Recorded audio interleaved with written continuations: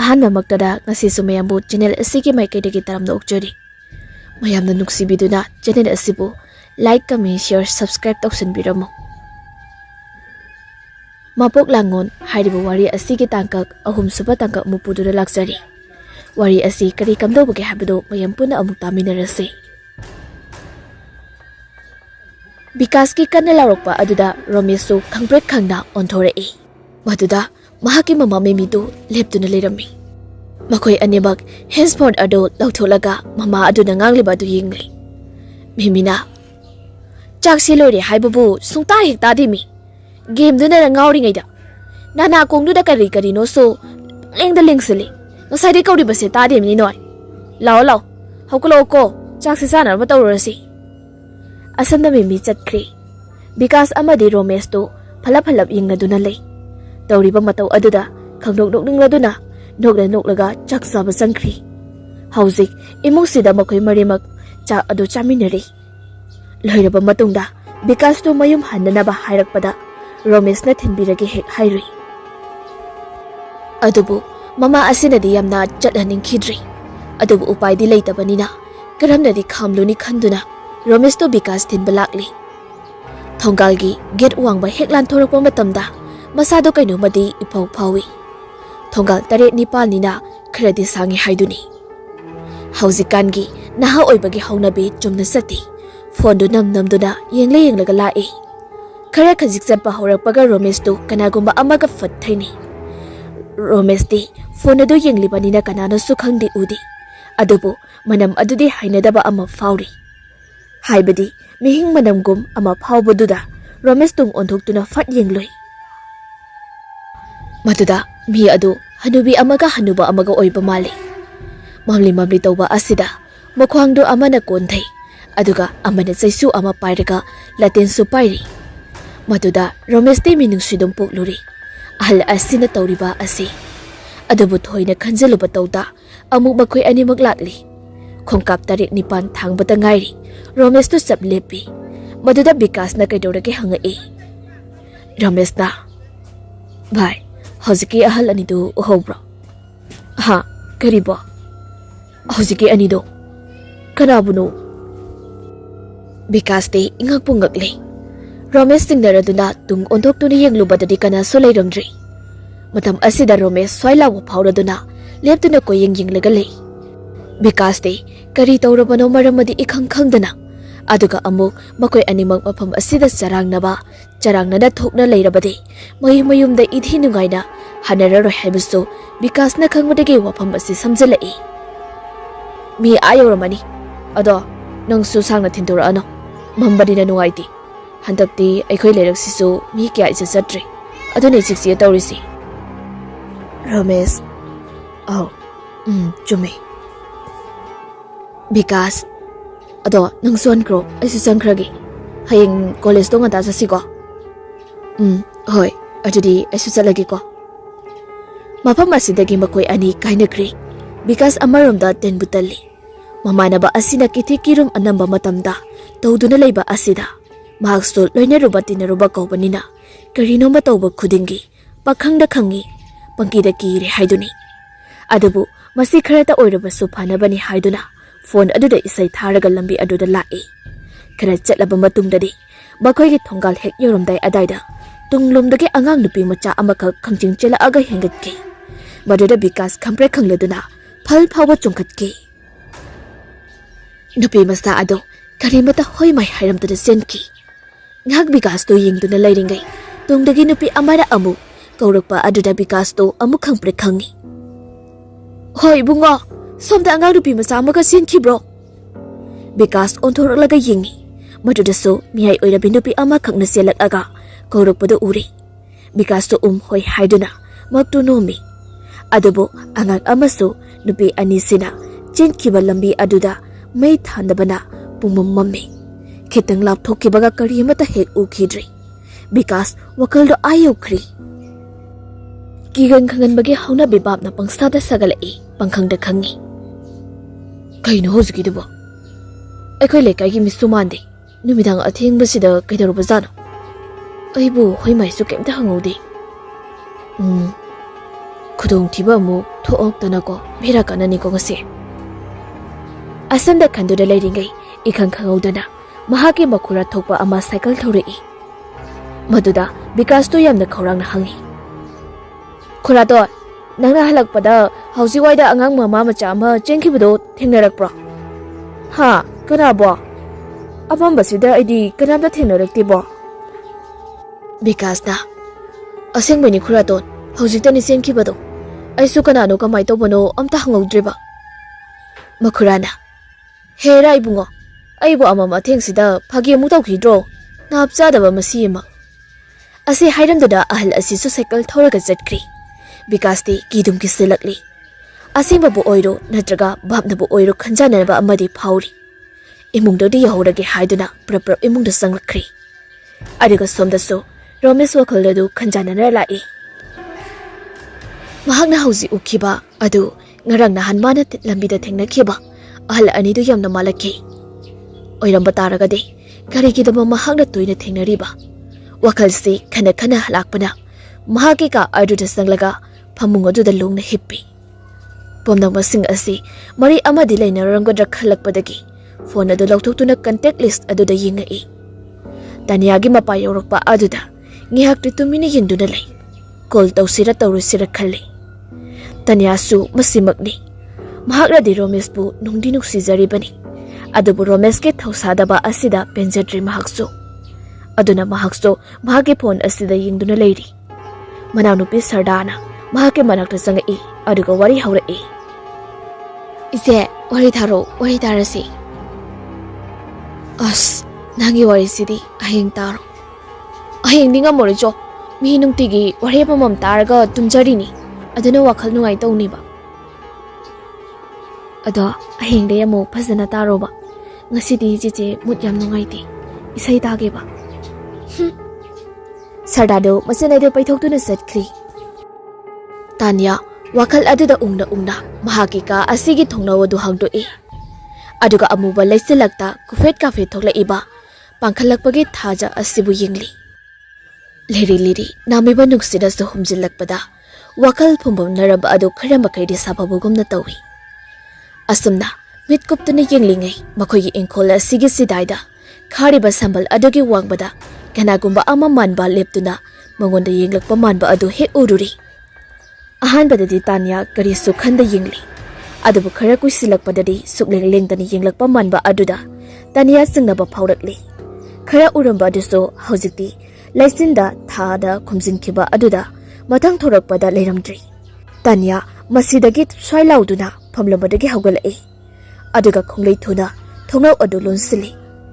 Karino madi toba mali khanduna Tanya phamungduda kakhatuna famlagalai. Ngihak leiraga Sardaso amung changlai. Se tumasilaw. Ase hairamlaga phamungduda kakhalai aduga faizu adu chingkatuna hipkri. Tanya di machi amata lengdana famli wakal amada unglaga leiri. Maduda Sardado amung wasado nomduna kaurakpa aduda khangpre khangduna songi. Kaidawrage se? Ha kaisu tawde. Tumase phamtharobase. Nangso tharaga kok tumba yabani. Tanya famadu thari aduga makoi animak puna hipinai. Sardade ikoi-koidana tumthakri adubu Tanyade wakal maon khalli. Romesh ki maong matau amadi mahakna amu mangoi kari oi nupi amakak toina uriba asi wakalda ungli. Asamna hiptuna leiringai mapa aduna mangondagi khanglaw lawrakpada amuksu khangpre khangi. Mapana nungtigi yungauduna lakpa asidi Tanya hena leifam chafung khangdribani. Phamungdagi masidi lengdana lei. Aduga mapanda mapa aduna yungauduna lawraga changlai. Mangol kakharkraba tungda thongadu dongdong thilakpada Tanya thamoida dongdong panbagomda akiba phauri. Aduga abo mapa aduna thongadu hangu hairakpada Tanya hogatta yadrabanina hogulai. Aduga thongadu hangdukli. Mapa adu hairi sangai. Mahak changkraba matungda thongalda kanagumba ama thokibadu Tanya haifeti uhori. Maduda asomna singdana hangai. Baba natomtaro kanaga laki. Sankarji. Ha, aiba. Kaino ne, idomta ne. Nati. ꯑꯩꯈꯣꯏ ꯍꯤꯗꯥꯛ ꯊꯛꯃꯤꯟꯅꯕ ꯏꯅꯥꯎ ꯑꯃꯅ ꯊꯤꯜꯂꯛꯏꯕꯅꯤ. ꯑꯩꯅ ꯏꯇꯣꯝꯗ ꯁꯥꯏꯀꯜꯁꯦ ꯊꯧꯕ ꯉꯝꯗꯕꯗꯨꯗ. ꯃꯄꯥ ꯑꯁꯤꯒꯤ ꯋꯥꯈꯜ ꯑꯗꯨ ꯏꯍꯨ ꯉꯥꯎꯕꯅ ꯏꯀꯧ ꯀꯧꯕꯒꯤ ꯃꯑꯣꯡꯗ ꯑꯁꯨꯝꯅ ꯈꯨꯝꯂꯛꯄ ꯑꯁꯤꯗꯗꯤ ꯇꯅꯤꯌꯥ ꯈꯔꯗꯤ ꯆꯤꯡꯅꯩ. ꯑꯗꯨꯕꯨ ꯃꯍꯥꯛꯅ ꯊꯣꯡꯒꯥꯜꯗ ꯎꯈꯤꯕ ꯃꯤ ꯑꯗꯨꯗꯤ ꯅꯨꯄꯤ ꯃꯥꯜꯂꯤ. ꯃꯔꯝꯗꯤ ꯑꯃꯝꯕ ꯃꯔꯛ ꯑꯁꯤꯗ ꯐꯅꯦꯛ ꯁꯦꯠꯄ ꯑꯃꯗꯤ ꯃꯁꯝ ꯁꯥꯡꯕꯒꯤ ꯃꯑꯣꯡ ꯑꯃꯁꯨ ꯎꯈꯤ. ꯃꯗꯨꯗ ꯇꯅꯤꯌꯥ ꯆꯤꯡꯅꯕꯒꯤ ꯃꯌꯣꯟ ꯌꯥꯝꯅ ꯌꯥꯝꯁꯤꯜꯂꯛꯂꯤ. ꯑꯁꯤ ꯊꯣꯛꯈ꯭ꯔꯤꯁꯤꯗꯤ ꯅꯨꯄꯤꯅꯤ ꯕꯕꯥ. ꯀꯗꯥꯏꯅꯣ? ꯑꯩꯗꯤ ꯏꯅꯥꯎꯗꯨꯅ ꯊꯤꯜꯂꯛꯑꯝꯕꯅꯤ. ꯊꯣꯡꯒꯥꯜ ꯐꯥꯎꯗꯪꯅꯤ. ꯀꯨꯏꯔꯕꯅꯤ ꯆꯠꯈꯤꯕ. ꯑꯩꯅ ꯏꯁꯥꯁꯦ ꯈꯔ ꯏꯪꯊꯔꯒ ꯆꯪꯉꯛꯀꯦꯅ ꯉꯁꯥꯏꯗꯒꯤ ꯐꯝꯂꯨꯕꯅꯤꯅꯦ. ꯇꯅꯤꯌꯥ ꯃꯄꯥ ꯑꯁꯤ ꯌꯨ ꯉꯥꯎꯔꯕꯁꯨ ꯑꯣꯏꯗꯕꯗꯤ ꯉꯥꯡꯗꯦ ꯍꯥꯏꯕꯁꯤ ꯃꯃꯥꯡꯊꯛꯇꯒꯤ ꯑꯗꯨꯝ ꯈꯪꯂꯕꯅꯤ. ꯑꯗꯨꯒ ꯀꯩꯗꯧꯅꯨꯡꯗ ꯅꯤꯁꯥ ꯁꯥꯟꯅꯕ ꯈꯪꯕ ꯉꯝꯃꯣꯏꯗꯕ ꯆꯀ꯭ꯔꯤ ꯑꯗꯨꯒ ꯌꯨ ꯉꯥꯎꯔꯦ ꯍꯥꯏꯗꯨꯅ ꯀꯇꯨ ꯀꯔꯟ ꯇꯧꯗꯦ ꯍꯥꯏꯕꯁꯤꯁꯨ ꯆꯞ ꯆꯥꯅ ꯈꯪꯏ. ꯑꯗꯨꯅ ꯃꯔꯝ ꯑꯣꯏꯔꯒ ꯃꯄꯥ ꯑꯁꯤꯅ ꯍꯥꯏꯔꯤꯕꯁꯤꯡ ꯑꯁꯤ ꯊꯥꯖꯩ. ꯊꯥꯖꯕ ꯑꯁꯤꯅꯅꯤ ꯇꯅꯤꯌꯥ ꯃꯁꯥ ꯃꯇꯣꯝꯇ ꯃꯤꯁꯛ ꯑꯗꯨꯒꯤ ꯃꯇꯥꯡꯗ ꯆꯤꯡꯅꯍꯜꯂꯤꯕ ꯑꯁꯤ. ꯃꯄꯥꯕꯨꯡꯕꯨ ꯇꯨꯝꯅꯕ ꯁꯦꯝ ꯁꯥꯍꯜꯂꯒ ꯑꯃꯨꯛ ꯃꯍꯥꯛꯁꯨ ꯃꯍꯥꯛꯀꯤ ꯐꯃꯨꯡꯗ ꯆꯪꯂꯛꯂꯤ. ꯋꯥꯈꯜꯁꯤ ꯌꯥꯔꯣꯏ, ꯇꯨꯝꯊꯕ ꯉꯝꯂꯔꯣꯏ ꯍꯥꯏꯗꯨꯅ ꯐꯣꯟ ꯑꯗꯨ ꯏꯁꯩ ꯊꯥꯔꯗꯨꯅ ꯇꯅꯤꯌꯥ ꯃꯃꯤꯠ ꯑꯗꯨ ꯇꯞꯅ ꯎꯏꯁꯤꯟꯈ꯭ꯔꯤ. ꯃꯤꯅꯤꯠ ꯀꯨꯟꯃꯨꯛꯀꯤ ꯃꯇꯨꯡꯗ ꯅꯝꯗꯅ ꯇꯅꯤꯌꯥ ꯎꯏꯔꯛꯄꯗꯒꯤ ꯃꯪꯂꯥꯟꯒ ꯇꯥꯏꯕꯪꯒ ꯑꯅꯤ ꯁꯝꯅꯕꯒꯤ ꯂꯪꯗꯥꯏꯗ ꯋꯥꯈꯜ ꯑꯗꯨ ꯇꯥꯎꯔꯤ. ꯃꯇꯝ ꯑꯁꯤꯗꯅꯤ ꯊꯣꯡꯒꯥꯜꯂꯣꯝꯗꯒꯤ ꯅꯨꯡꯁꯤꯠꯇꯒꯤ ꯍꯦꯟꯅ ꯌꯥꯡꯅ ꯀꯔꯤꯒꯨꯝꯕ ꯑꯃ ꯊꯨꯅ ꯌꯥꯡꯅ ꯄꯥꯏꯁꯤꯜꯂꯛꯂꯒ ꯇꯅꯤꯌꯥꯒꯤ ꯊꯣꯡꯅꯥꯎ ꯑꯁꯤꯗ ꯚꯣꯞ ꯂꯥꯎꯅ ꯌꯩꯁꯤꯜꯂꯛꯏ. ꯃꯗꯨꯗ ꯇꯅꯤꯌꯥ ꯃꯤꯀꯞ ꯈꯪꯇꯣꯛ ꯊꯣꯛꯂꯛꯏ. ꯃꯃꯤꯠꯇꯨ ꯄꯥꯡꯊꯣꯔꯛꯄꯗ ꯀꯔꯤꯁꯨ ꯇꯧꯔꯝꯗꯦ. ꯆꯨꯝꯅ ꯃꯤꯀꯞ ꯊꯣꯛꯂꯛꯏꯕꯣꯏ ꯅꯤꯡꯗꯨꯅ ꯑꯃꯨꯛ ꯃꯃꯤꯠ ꯑꯗꯨ ꯎꯏꯁꯤꯟꯗꯨꯅ ꯇꯨꯝꯊꯈ꯭ꯔꯤ. ꯍꯟꯗꯛꯃꯨꯛꯇꯤ ꯊꯣꯡꯅꯥꯎꯒꯤ ꯂꯣꯛ ꯑꯗꯨ ꯇꯞꯅ ꯇꯞꯅ ꯃꯁꯥ ꯃꯊꯟꯇ ꯂꯩꯊꯣꯔꯛꯇꯨꯅ ꯊꯣꯡꯅꯥꯎ ꯑꯗꯨ ꯍꯥꯡꯗꯣꯔꯛꯂꯤ. ꯃꯇꯝ ꯑꯁꯤꯗ ꯇꯦꯕꯜ ꯃꯊꯛꯇ ꯊꯝꯂꯤꯕ ꯂꯥꯏꯔꯤꯛ ꯃꯌꯥꯝ ꯑꯗꯨꯒꯤ ꯃꯔꯛꯇ ꯂꯩꯔꯤꯕ ꯕꯣꯏ ꯑꯃꯈꯛ ꯇꯞꯅ ꯇꯞꯅ ꯐꯥꯛꯇꯣꯔꯛꯏ ꯅꯨꯡꯁꯤꯠꯀꯤ ꯁꯥꯍꯨꯝꯗ. ꯑꯗꯨꯒ ꯑꯗꯨꯒꯤ ꯃꯅꯥꯛꯇ ꯂꯩꯔꯤꯕ ꯏꯪꯄꯣꯠ ꯑꯗꯨꯁꯨ ꯃꯐꯝ ꯆꯥꯍꯧꯗꯕꯗꯒꯤ ꯆꯦꯕꯥꯡ ꯑꯉꯧꯕ ꯑꯗꯨꯗ ꯍꯩꯗꯣꯛꯂꯤ. ꯕꯣꯏ ꯑꯗꯨ ꯃꯨꯛꯁꯤꯡ ꯑꯗꯨꯅ ꯄꯨꯡꯇꯩ ꯇꯩꯔꯤ. ꯑꯗꯨꯕꯨ ꯃꯨꯛꯁꯤꯡ ꯑꯗꯨ ꯀꯪꯁꯤꯜꯂꯛꯄ ꯃꯇꯝꯗꯗꯤ ꯆꯦꯕꯥꯡ ꯑꯉꯧꯕ ꯑꯗꯨꯗ ꯀꯖꯦꯡꯂꯩ ꯎꯞꯄ ꯅꯨꯄꯤ ꯑꯃꯈꯛꯀꯤ ꯁꯛꯐꯝ ꯑꯣꯏꯅ ꯑꯣꯟꯊꯣꯔꯛꯂꯤ. ꯑꯗꯨꯕꯨ ꯃꯌꯦꯛꯇ ꯁꯦꯡꯕ ꯅꯠꯇꯦ. ꯑꯗꯨꯅ ꯃꯔꯝ ꯑꯣꯏꯔꯒ ꯃꯃꯤ ꯇꯥꯔꯛꯂꯤꯕ ꯑꯁꯤ ꯀꯅꯥꯅꯣ ꯍꯥꯏꯕꯁꯨ ꯍꯥꯏꯕ ꯉꯝꯂꯣꯏ. ꯁꯨꯞꯅꯇꯒꯤ ꯅꯨꯄꯤ ꯀꯣꯛꯇ ꯀꯖꯦꯡꯂꯩ ꯎꯞꯄ ꯍꯥꯏꯕꯁꯤꯃꯛꯇꯅꯤ ꯎꯔꯤꯕ ꯑꯁꯤ. ꯆꯦꯕꯥꯡꯁꯤꯡ ꯑꯗꯨ ꯃꯊꯪ ꯃꯊꯪ ꯑꯁꯨꯝ ꯐꯥꯛꯇꯣꯔꯛꯇꯨꯅ ꯂꯩꯔꯤꯕ ꯂꯥꯏꯔꯤꯛ ꯑꯃꯗꯤ ꯕꯣꯏ ꯄꯨꯝꯕ ꯑꯗꯨ ꯃꯊꯣꯡ ꯃꯔꯝ ꯑꯃꯠꯇ ꯈꯪꯗ ꯇꯦꯕꯜ ꯑꯁꯤꯗ ꯇꯥꯗꯨꯅ ꯂꯩꯔꯤ. ꯑꯗꯨꯒ ꯈꯔ ꯑꯃꯗꯤ ꯃꯈꯥꯗ ꯐꯥꯎ ꯇꯥꯈ꯭ꯔꯤ. ꯑꯗꯨꯕꯨ ꯇꯅꯤꯌꯥꯗꯤ ꯏꯁꯩ ꯑꯗꯨꯒꯤ ꯃꯣꯟꯗꯥ ꯑꯃꯗ ꯇꯨꯝꯊꯈ꯭ꯔꯕꯅꯤ. ꯃꯊꯪꯒꯤ ꯅꯨꯃꯤꯠꯅꯤ ꯇꯅꯤꯌꯥ ꯃꯍꯥꯛꯀꯤ ꯇꯦꯕꯜ ꯑꯗꯨꯗ ꯇꯧꯔꯝꯂꯤꯕ ꯑꯗꯨ ꯎꯕꯗ ꯄꯨꯡꯉꯛ-ꯉꯛꯈ꯭ꯔꯤ. ꯊꯣꯡꯅꯥꯎ ꯑꯁꯤꯁꯨ ꯄꯨꯅꯥ ꯊꯥꯔꯕꯅꯤ. ꯃꯗꯨꯁꯨ ꯍꯥꯡꯗꯣꯛꯂꯝꯂꯤ. ꯑꯗꯨꯒ ꯇꯦꯕꯜ ꯑꯁꯤꯁꯨ ꯄꯨꯡꯆꯥꯏ ꯆꯥꯏꯗꯨꯅ ꯂꯩꯔꯝꯃꯤ. ꯁꯥꯗꯥꯔꯗꯤ ꯊꯣꯏꯅ ꯈꯟꯖꯤꯜꯂꯨꯗꯅ ꯄꯣꯠꯆꯩꯁꯤꯡ ꯑꯗꯨ ꯂꯣꯏꯁꯤꯜꯂꯤ. ꯃꯔꯛ ꯑꯁꯤꯗ ꯑꯌꯦꯛꯄ ꯂꯥꯏ ꯑꯃꯗꯤ ꯇꯅꯤꯌꯥꯅ ꯎꯍꯧꯗ꯭ꯔꯕꯅꯤ, ꯈꯪꯍꯧꯗ꯭ꯔꯤ. ꯀꯣꯂꯦꯖꯀꯤ ꯃꯇꯝꯅꯤ. ꯇꯅꯤꯌꯥ ꯄ꯭ꯔꯦꯃꯤꯒ ꯐꯝꯗꯨꯅ ꯂꯩꯔꯤ. ꯇꯅꯤꯌꯥꯗꯤ ꯎꯪꯗꯨꯅ ꯂꯩꯔꯤ. ꯇꯤꯟꯅꯕ ꯀꯥꯏꯅꯕꯒ ꯆꯞ ꯃꯥꯟꯅꯔꯤ. ꯑꯗꯨꯒ ꯃꯉꯣꯟꯗ ꯏꯁꯤꯡꯗ ꯆꯤꯡꯅꯍꯟꯕ ꯈꯔ ꯊꯣꯛꯂꯤꯕ ꯑꯁꯤꯅ ꯃꯍꯥꯛꯀꯤ ꯅꯨꯡꯁꯨꯛ ꯅꯨꯡꯖꯥꯅꯕ ꯑꯁꯤꯗ ꯄ꯭ꯔꯦꯃꯤ ꯋꯥꯐꯝ ꯑꯃ ꯍꯧꯗꯣꯔꯛꯏ. ꯇꯅꯤꯌꯥ, ꯍꯪꯆꯤꯠꯇꯣ ꯑꯩꯈꯣꯏ ꯅꯤꯅꯦ ꯍꯣꯏꯗ ꯆꯠꯂꯨꯁꯤꯔꯥ? ꯀꯥꯏꯗ? ꯀꯩꯗꯧꯕꯅꯣ? ꯃꯆꯥꯅꯨꯄꯤ ꯑꯃ ꯂꯨꯍꯣꯡꯒꯗꯕꯅꯤ. ꯑꯗꯨꯏ ꯊꯕꯛ ꯈꯔ ꯇꯧꯃꯤꯟꯅꯔꯨꯁꯤ. ꯅꯍꯥꯟꯗꯒꯤ ꯍꯥꯏꯔꯛꯑꯕꯅꯤ. ꯑꯗ ꯑꯩꯅ ꯌꯥꯝ ꯂꯥꯞꯄꯤꯅ ꯃꯤ ꯃꯌꯨꯝꯗ ꯁꯨꯝ ꯂꯩꯕꯗꯣ ꯇꯟꯗꯅ ꯍꯥꯏꯗꯕ. ꯑꯗꯣ ꯆꯠꯂꯨꯁꯤ ꯌꯥꯏꯗꯅ? ꯇꯅꯤꯌꯥ ꯉꯥꯏꯍꯥꯛꯇꯪꯗꯤ ꯃꯨꯟꯅ ꯈꯜꯂꯤ. ꯌꯥꯏ, ꯆꯠꯂꯨꯁꯤ. ꯑꯗꯣ ꯀꯥꯏꯗꯅꯣ? ꯎꯆꯤꯋꯥꯗꯅꯤ. ꯈꯔꯗꯤ ꯂꯥꯞꯄꯤꯅ. ꯂꯥꯞꯄꯤ ꯇꯜꯂꯤꯔꯣ ꯍꯥꯏꯁꯦ? ꯇꯟꯗꯦꯗ ꯑꯗꯨꯒꯤꯗꯤ. ꯀꯩꯝ ꯈꯜꯂꯨꯅꯣ, ꯑꯩꯈꯣꯏ ꯅꯤꯅꯦꯗꯣ ꯌꯥꯝ ꯐꯕꯅꯤ. ꯑꯩꯅ ꯍꯥꯏꯖꯅꯕꯒ ꯅꯠꯇꯦ, ꯑꯩꯈꯣই ꯃꯥꯃꯗꯨꯁꯨ. ꯑꯁꯨꯝꯅ ꯃꯈꯣꯏ ꯑꯅꯤ ꯋꯥꯔꯤ ꯁꯥꯟꯅꯗꯨꯅ ꯂꯩꯔꯤ. ꯁꯣꯝꯗꯅ ꯔꯣꯃꯦꯁ ꯀ꯭ꯂꯥꯁ ꯃꯅꯨꯡ ꯑꯗꯨꯗ ꯕꯤꯀꯥꯁꯀ ꯐꯝꯗꯨꯅ ꯂꯦꯛꯆꯔ ꯇꯥꯔꯤ. ꯂꯦꯛꯆꯔ ꯑꯗꯨꯁꯨ ꯕꯣꯔꯤꯡ ꯆꯨꯔꯛꯄꯗꯒꯤ ꯃꯍꯥꯛꯀꯤ ꯕꯣꯏ ꯑꯗꯨꯗ ꯀꯣꯂꯣꯝ ꯑꯗꯨꯅ ꯀꯔꯤꯅꯣꯗꯤ ꯈꯪꯗꯕ ꯑꯃꯈꯛ ꯌꯦꯛꯁꯟꯅꯔꯤ. ꯃꯍꯥꯛꯀꯤ ꯃꯇꯧ ꯑꯗꯨꯗ ꯄ꯭ꯔꯣꯐꯦꯁꯔ ꯑꯁꯤꯁꯨ ꯂꯥꯏꯔꯤꯛ ꯁꯨꯝ ꯇꯥꯛꯂꯝꯕꯗꯒꯤ ꯔꯣꯃꯦꯁꯀꯤ ꯃꯇꯧ ꯑꯗꯨꯗ ꯍꯩꯅꯗ꯭ꯔꯗꯨꯅ ꯂꯥꯏꯔꯤꯛ ꯇꯥꯛꯄꯗꯨ ꯆꯞ ꯂꯦꯞꯄꯤ. ꯄ꯭ꯔꯣꯐꯦꯁꯔꯅ, "Hello, mister. Yes, you the later one. Please stand up." Ramesh to ingangna haugal'i. "Professor, are you listening what I am saying?" Rameshna. Yes, sir. Then what are you doing there? Ramesh mahaki boy aduda fat yengthaduna lay. Matam asida boy aduda mahakna ngasai yekhiba adu kajenglai adu oiduna leiramlay. Matam asida Ramesh mihun adu dongdang chungba horae. Akiba amadi pakhatpa phaurakli. Masa adu thak niktuna ayekpa lai aduda mamit kupta yengli. Aduga somdana professor aduna wahang matang hangli. Ramesh di maduda amata tadri. Ungduna yamna pakhatna ayekpa lai asida yengduna lairi. Professor asisu mahakna hangba wahang amata khumlaktagay nonthaduna laiba asida sauningboy kaiboy khon kana hairae. Hello boy. If you don't answer to my question, you can leave the class.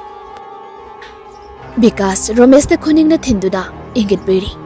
Matang asida di Ramesh to gyalakli.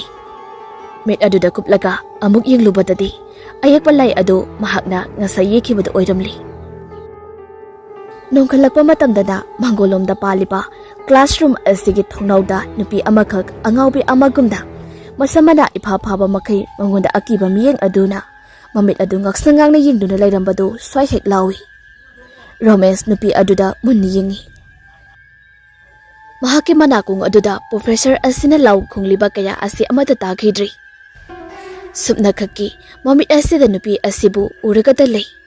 Paminariba bikasti humang mapikari. Ramesh amadi professor anigi mataw asi ubada. Class asi yauriba Ramesh konti hena sarani khanduna. Bikas na Ramesh ki mapaiganda tap pairae.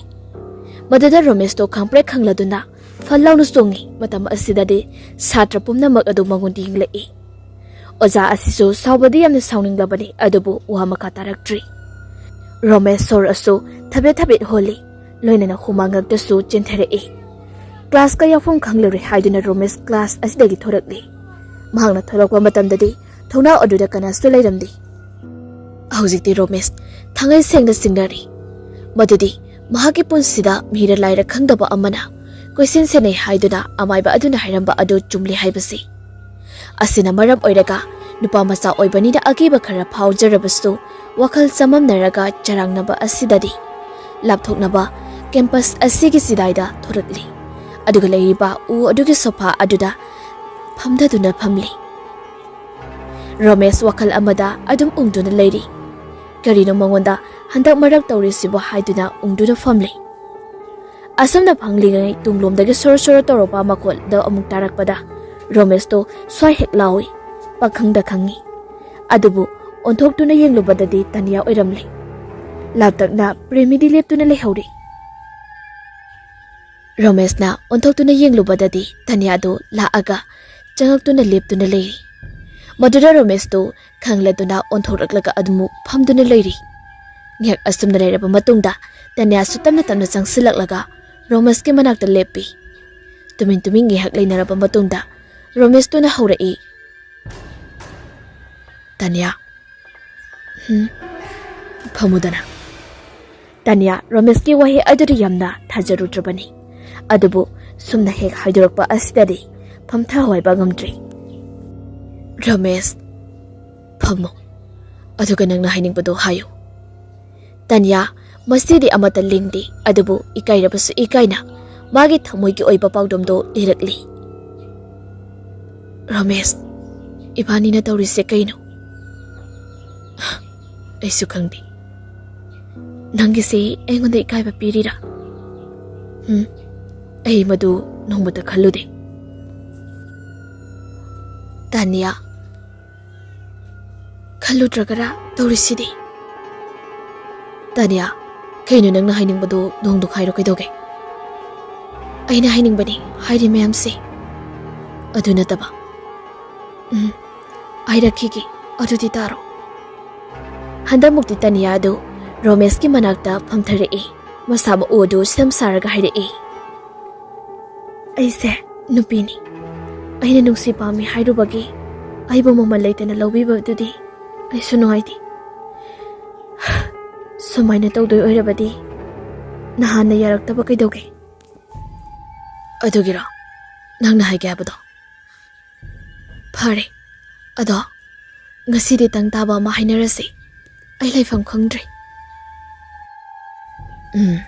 ꯑꯩꯁꯨ ꯍꯥꯏꯒꯦ, ꯑꯩꯅ ꯅꯪꯕꯨ ꯃꯤꯔꯥꯏꯕꯗꯤ ꯅꯠꯇꯦ, ꯑꯗꯨꯕꯨ ꯑꯩ ꯏꯁꯥꯁꯦ ꯑꯗꯨꯒ ꯋꯥꯈꯜꯁꯨ ꯑꯄꯨꯅꯕ ꯑꯃꯅ ꯑꯗꯨꯝ ꯄꯨꯔꯤ꯫ ꯀꯔꯤꯅꯣ ꯈꯪꯗꯕ ꯑꯃꯅ ꯑꯩꯉꯣꯟꯗ ꯇꯠꯇꯅ ꯌꯦꯜꯂꯤ, ꯇꯠꯇꯅ ꯑꯣꯜꯂꯤ꯫ ꯑꯗꯨꯅ ꯃꯔꯝ ꯑꯣꯏꯔꯒ ꯑꯩ ꯋꯥꯈꯜꯁꯦ ꯂꯩꯇꯥꯕ ꯉꯝꯗꯕꯅꯤ, ꯅꯪꯉꯣꯟꯗꯁꯨ ꯏꯟꯇꯔꯦꯁ ꯄꯤꯕ ꯉꯝꯗꯕꯅꯤ꯫ ꯅꯪ ꯁꯥꯎꯒꯅꯨ꯫ ꯋꯥꯍꯩ ꯑꯁꯤ ꯍꯥꯏꯔꯝꯂꯒ ꯇꯅꯤꯌꯥꯅ ꯋꯥ ꯃꯈꯥ ꯇꯥꯕꯗꯪꯇ꯭ꯔꯤꯉꯩ ꯔꯣꯃꯦꯁꯇꯨ ꯐꯨꯛ ꯍꯧꯒꯠꯂꯒ ꯆꯠꯈ꯭ꯔꯤ꯫ ꯇꯅꯤꯌꯥ ꯏꯀꯥꯏꯕꯒꯤ ꯃꯊꯛꯇ ꯏꯀꯥꯏꯕꯗ ꯑꯃꯨꯛ ꯑꯣꯜꯂꯛꯂꯤ꯫ ꯃꯃꯥꯏ ꯑꯗꯨ ꯉꯛꯁꯪ ꯉꯥꯡꯂꯛꯂꯤ꯫ ꯃꯆꯤ ꯑꯃꯠꯇ ꯂꯦꯡꯗꯅ ꯐꯝꯗꯨꯅ ꯂꯩꯍꯧꯏ꯫ ꯔꯣꯃꯦꯁꯅ ꯆꯠꯈꯤꯕ ꯃꯥꯏꯀꯩ ꯑꯗꯨ ꯌꯦꯡꯗꯨꯅ ꯂꯩꯔꯤꯉꯩ ꯃꯍꯥꯛꯀꯤ ꯃꯨꯔꯕ ꯁꯝꯂꯥꯡ ꯑꯗꯨ ꯂꯤꯔꯤ ꯂꯤꯔꯤ ꯁꯤꯠꯄ ꯅꯨꯡꯁꯤꯠꯅ ꯇꯞꯅ ꯇꯞꯅ ꯍꯥꯏꯔꯛꯄ ꯃꯇꯝꯗ ꯃꯍꯥꯛꯀꯤ ꯃꯅꯥꯀꯣꯡ ꯑꯗꯨꯗ ꯃꯍꯥꯛꯀꯤ ꯃꯃꯤꯡ ꯑꯗꯨ ꯇꯞꯅ ꯀꯧꯔꯛꯄꯗꯣ ꯇꯅꯤꯌꯥ ꯈꯪꯄ꯭ꯔꯦꯛ ꯈꯪꯂꯗꯨꯅ ꯐꯠ ꯂꯥꯎꯅ ꯑꯣꯟꯊꯣꯔꯛꯏ꯫ ꯑꯗꯨꯕꯨ ꯀꯅꯥꯁꯨ ꯂꯩꯔꯝꯗꯦ꯫ ꯁꯥꯇ꯭ꯔ ꯁꯥꯇ꯭ꯔꯤ ꯀꯌꯥ ꯑꯃꯁꯨ ꯀꯦꯝꯄꯁ ꯑꯁꯤꯗ ꯀꯣꯏꯆꯠ ꯆꯠꯅꯔꯤ꯫ ꯑꯗꯨꯕꯨ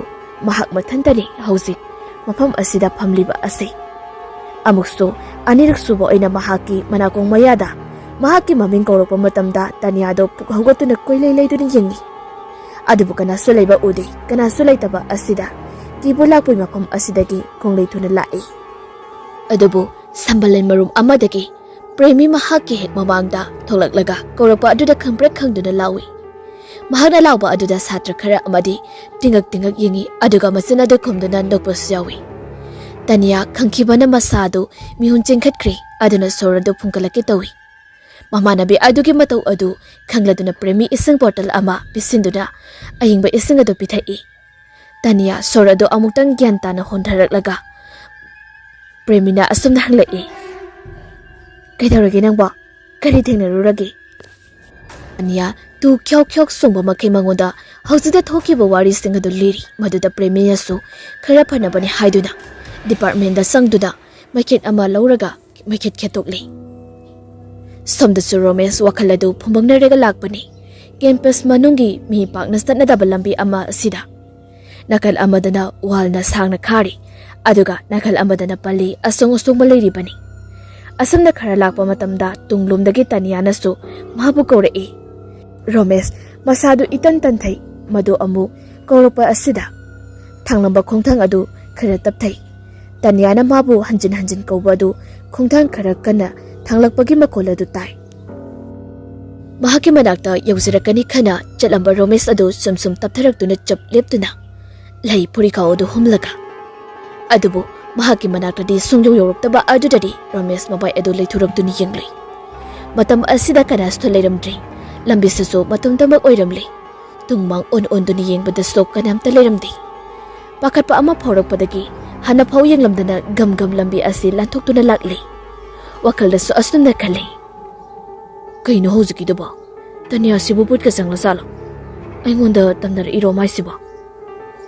ꯑꯁꯤ ꯍꯥꯏꯗꯨꯅ ꯀꯤꯊꯤ ꯀꯤꯔꯨꯝ ꯇꯧꯅ ꯄ꯭ꯔꯞ ꯄ꯭ꯔꯞ ꯂꯥꯛꯂꯤ꯫